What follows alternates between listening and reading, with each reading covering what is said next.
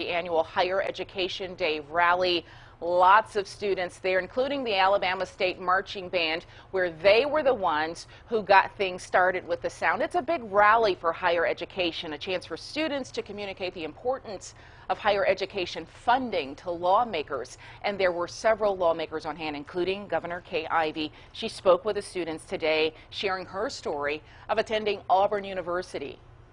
My education at Auburn brought me to where I stand today. It instructed me on how to be an effective teacher. It's really important that you have relationships with your lawmakers, so we're excited to be able to meet with ours today. Like I said, just to talk about our experiences. Alabama's 14 public universities have a $20 million impact on the state's economy each year. And we're about 48 hours away from tip-off of the Final Four in Minneapolis. The Auburn Tigers already there in the Twin Cities, making their final preparations for their matchup with Virginia. This is video of them arriving at their hotel Wednesday night. And of course, Auburn has been through a lot in the last week, especially after that season-ending injury to Chuma Okeke. A tough loss for the Tigers, but today Coach Bruce Pearl said what people aren't talking about is how Auburn's bench is capable of stepping up in his absence. Tom Davis always taught me that the time to narrow your bench or shorten your bench isn't in postseason. That's when your bench is your advantage. We've played 9 or 10 guys double-digit minutes, and I think that's one of the reasons why this team isn't fatigued late in the season. We're still fresh, we're still furious, and we're still playing. Well, all is quiet in Auburn right now as we take a live look there at Toomer's Corner, but Tigers fans are not hiding their excitement. They've been decked out in blue and orange all week long. Many of the fans down on the plain stopped by J&M Bookstore to get some new gear for the Final Four. They have all kinds of Auburn apparel there, including Final Four shirts and Sweet 16 shirts. A co-owner tells us it's been an unexpected but welcome boost for business.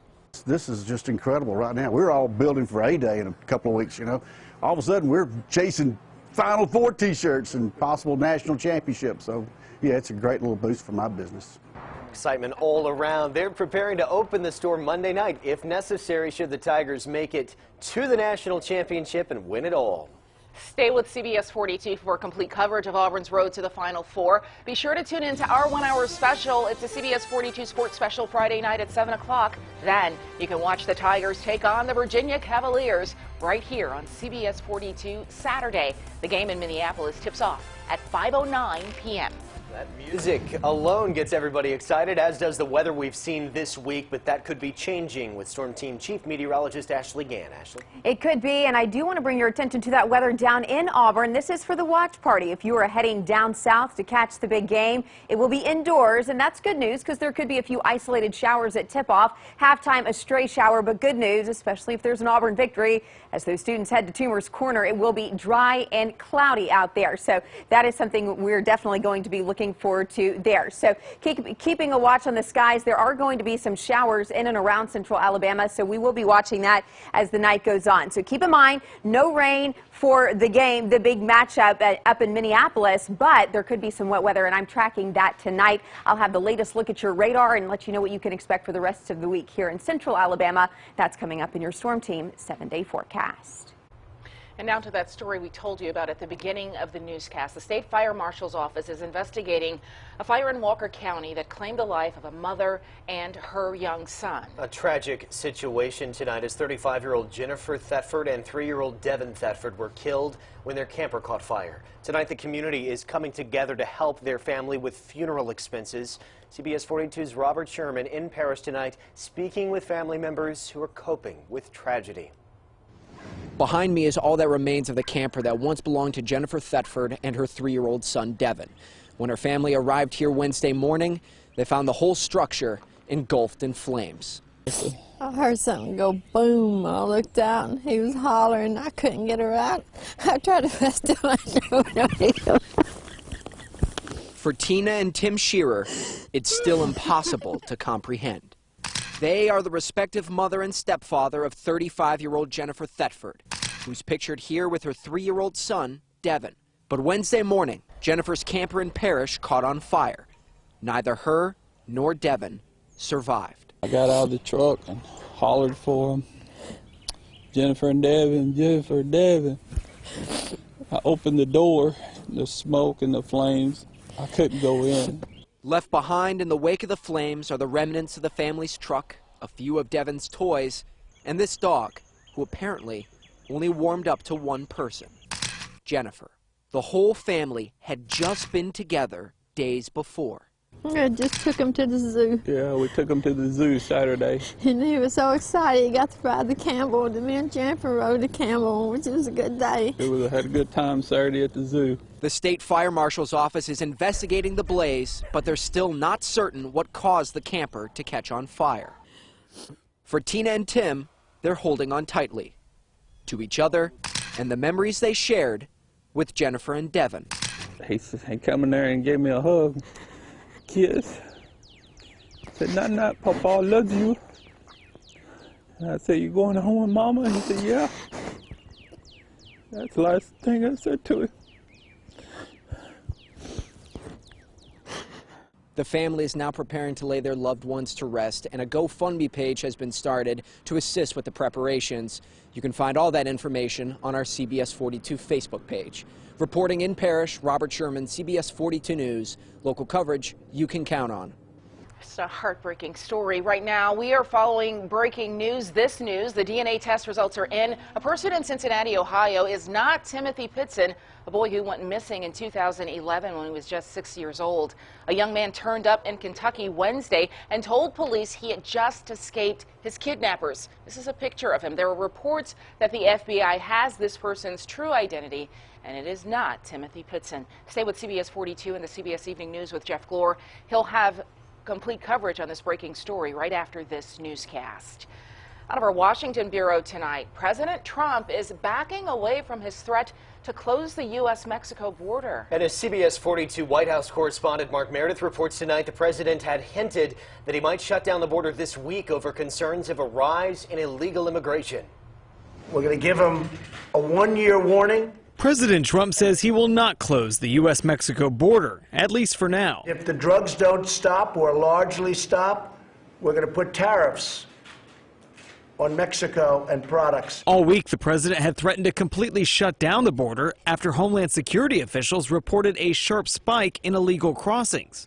The president backed away from his threat after even Republican lawmakers warned him to think again. Closing down the border would have potentially catastrophic economic impact on our country. Veronica Nye is an economist with the American Farm Bureau. She says if border checkpoints are closed, even for short periods of time, it hits consumers in the pocketbook. Delays at the port just add additional cost and additional time, and I think we'd see that pretty quickly. President Trump will travel to Southern California Friday. Deputy Press Secretary Hogan Gidley says the president will focus on what's being done to curb illegal immigration.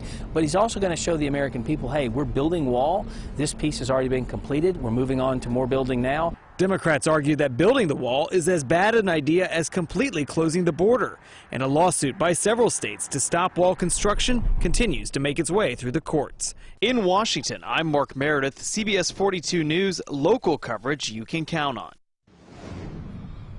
Tonight, memorials are being held across Memphis to honor the life of Dr. Martin Luther King Jr. Now, the civil rights leader was shot and killed on the balcony of the Lorraine Motel. This was 51 years ago today. And in memory, here in Birmingham today, you can enjoy a free screening of the Academy Award-nominated film King, a filmed record, Montgomery to Memphis. It'll be showing at the AMC Patton Creek Theater in Hoover. You can get your free movie pass by going to our CBS 42 News app right now. New tonight from Tuscaloosa, University of Alabama students and researchers are testing a new way to fly drones. The students used their brain power to fly today. Think about that. Their mind-controlled drones racing demonstration that was held inside UA's East Campus storm shelter today. While wearing a special headset, each participant thinks about pushing the object forward. Their thoughts then trigger electrical signals in the brain, making the drone fly. These students are really, this is not a course, this is more like a sporting event, if you will, and the task is for them to test their ability to stay engaged, stay focused, and sustain their brain activity over a period of time. Yet another reminder, there are plenty of people smarter than me out there. The technology used in this drone race is known as Brain-Computer Interface, or BCI. The technology is sometimes used to allow people who are paralyzed to control prosthetic limbs. Awesome. Another awesome story for you. A 9-year-old girl who's battling cancer received a big surprise from the UAB School of Public Health today. Those balloons are for Kenyatta Cherry. She is going to Disney World. UAB students raised the money, and through Magic Moments, they are sending Kiana and her family to meet her favorite characters, Elsa and Anna from Frozen. And to see the hope and the brightness that we are able to bring to their lives is just speechless and really almost indescribable. Because at times they are just so tired of being at the hospital, going to their doctor's appointments, and to know that whether it's a shopping spree or a trip like Kiana's going to the Disney World, it turns the whole day around for them. Kenyatta, we hope you take all of our love with you to Disney. To see more of this story, head to CBS42.com. Well, there's a new study that shows some of you may not be applying sunscreen correctly. How you should stay safe during the summer season is ahead. Plus, doctors warning about the dangers for children playing the popular video game Fortnite. How you can prevent them from going over the edge next. Then here's what's coming up all new tonight at 6. I'm Rashad Hudson in Montgomery. The public getting their first chance to weigh in on whether or not the state should have a lottery. I'll have that story coming up. And I'm tracking wet weather. It's beginning to move into portions of West Alabama right now. How long until it reaches the Birmingham metro? I'll have that answer for you ahead in your Storm Team 7-day forecast. Will leave you with a cloudy view of downtown Birmingham now.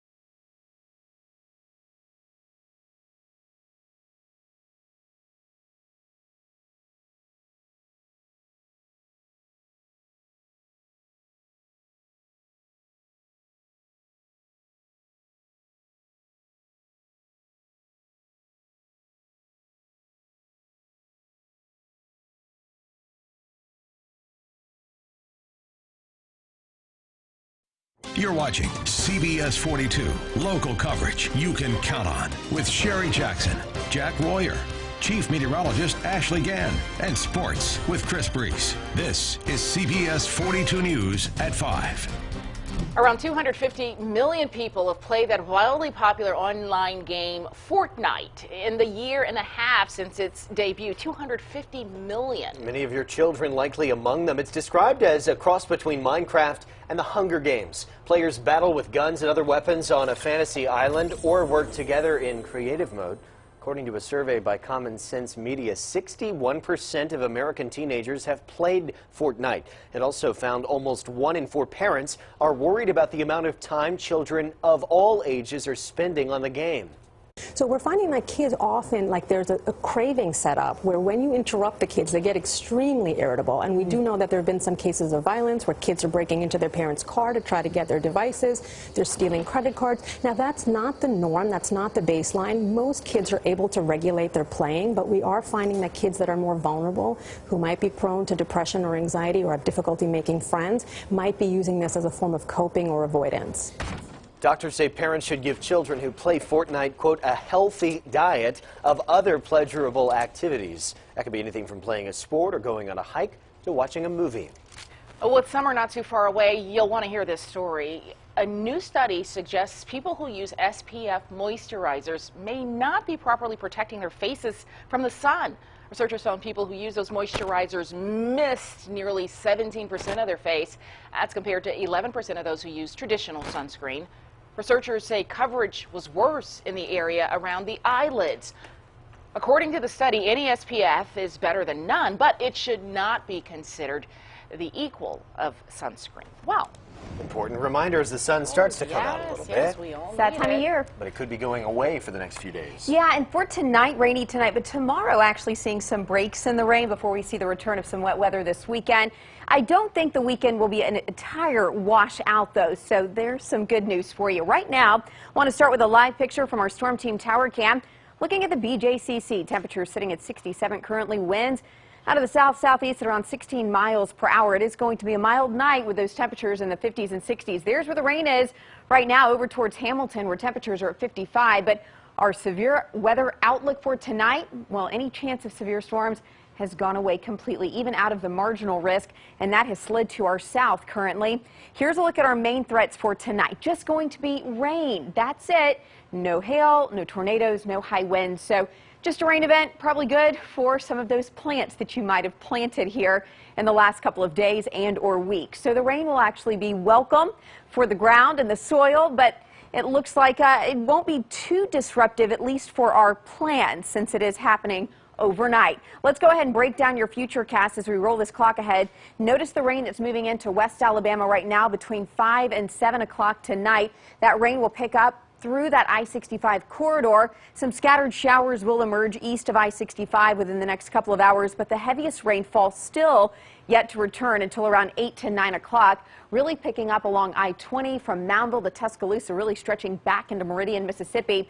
Notice over through Alabaster and back through Bibb County, and then we're going to see that continuing right along Interstate 20, where I think a lot of that heavy rain will be, and that will be lifting towards Talladega and Anniston by 10 o'clock tonight. And as we look towards 11 o'clock to 12 a.m., most of that rain will be right along that Alabama-Georgia state line, moving its way eastbound. So Anniston, Talladega, Lineville down to Alexander City, including Wadowee, Roanoke, all the way up towards Heflin by around midnight tonight. From 1 a.m. to 2 a.m., that rain really moves out, and then all that remains after midnight, just a few scattered showers in place, and then we'll actually begin to see a bit of a clearing sky for your Friday. So some clouds to start the day, and then we are looking at a clearing sky tonight. So let me talk temperatures for you. We're looking at mid-60s through 8 o'clock, low 60s through 2 a.m., and then that rain clears out again at around 2 o'clock. Few showers possible this weekend on and off, both Saturday and Sunday. Temperatures at around 80 degrees. More rain Monday, and then clearing out and more spring-like as we move into the middle of next week. And that is a look at your Storm Team 7-day forecast. As we look ahead from our Storm Team 7-day forecast, switching gears to one class at a time. Yes, welcome back. You hit the road yesterday. We did. We saw the fun and excitement you had down in Tuscaloosa. One of my favorite things to do is give away $1,000 every week, and we got to do that yesterday, so big news there. Yeah, big excitement for a local teacher. Yeah, we went to Alberta School for the Performing Arts to see one third-grade teacher and what she's cooking up in her classroom.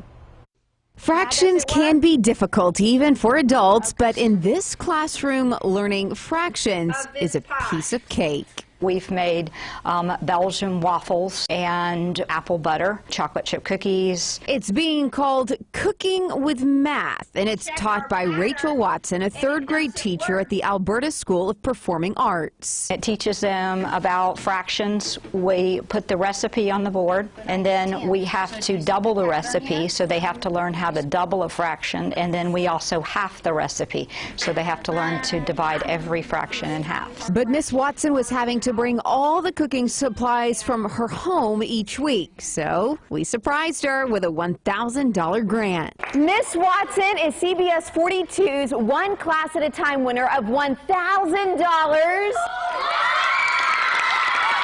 So now these third graders can really get cooking in math class. To be able to have our own cooking equipment in our classroom is going to be absolutely amazing. Thank you for this $1,000. Our classroom could not be more excited. And if you're a teacher who would like to apply for a One Class at a Time grant, all you have to do, head over to our website, CBS42.com, click on CBS 42 Living Local, then One Class at a Time. Say congratulations to you, too. The road to the Final Four will soon reach its destination in Minneapolis Saturday, right here on CBS 42. And despite Auburn's amazing run, they have the worst odds to win it all. But that's just fine with Bruce Pearl. Why next in sports? This team's motivation has been making for a long time. Sports is next.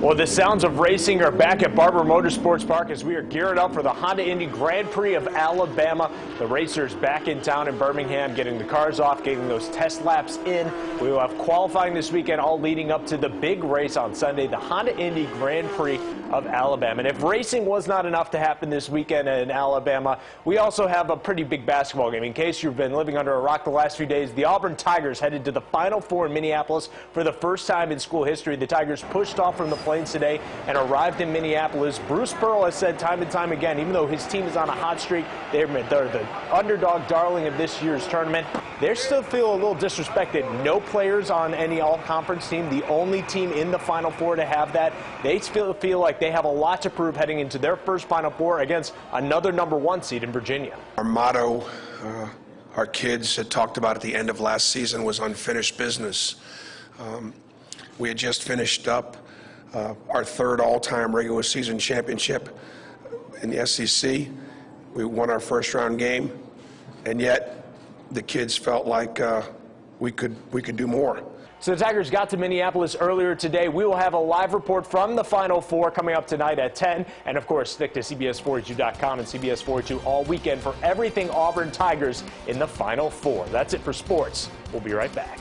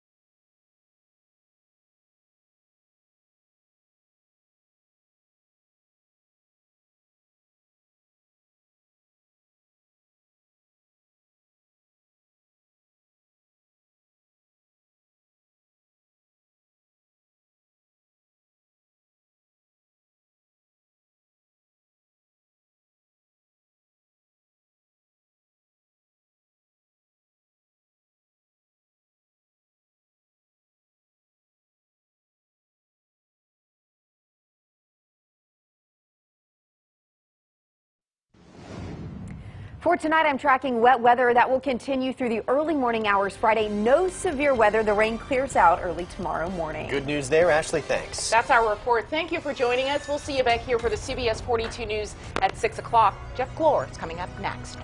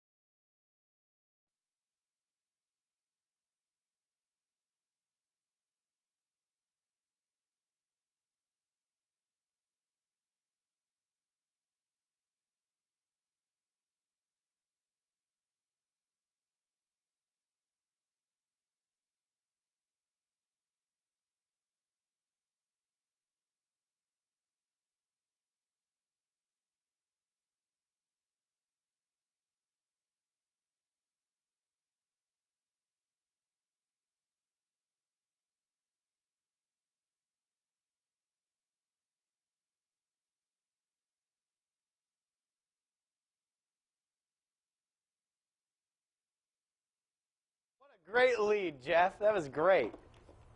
Hey, gotcha. Hey. Can I put this on?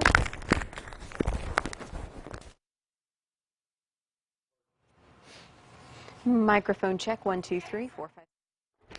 Sort of rustling or something on this mic at 5.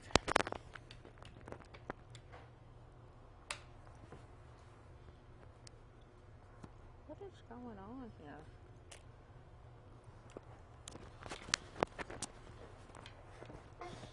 What is going on? Thanks for taking that down, because I don't need it.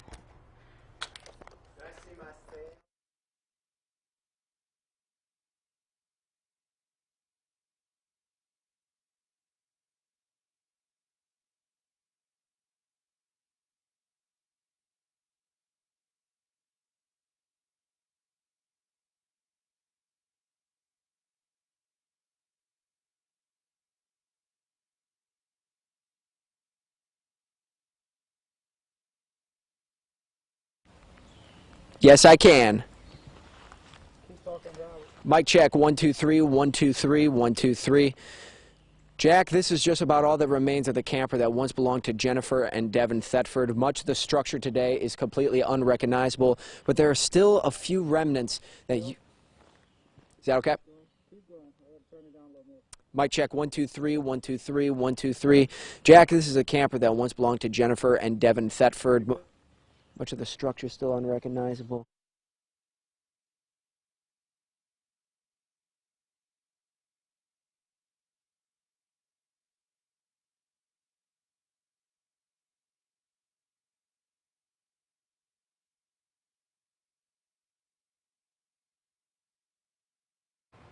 Good Thursday evening. I'm Storm Team Chief Meteorologist Ashley Gann. A rainy evening underway in Sumiton, where temperatures have dropped into the upper 50s, winds at about 10 miles per hour. We will continue to deal with that wet weather overnight tonight. Notice rain increasing as we move through the early morning hours, staying in the 60s, though. I'll let you know when the rain clears out. That's ahead in your Storm Team 7-day forecast. CBS 42 News at 6 starts right now. Right now, the next step towards Alabama's chance at a lottery. The gaming bills discussed in Montgomery today. Plus, the major investment in local roads. What city will soon see infrastructure improvement?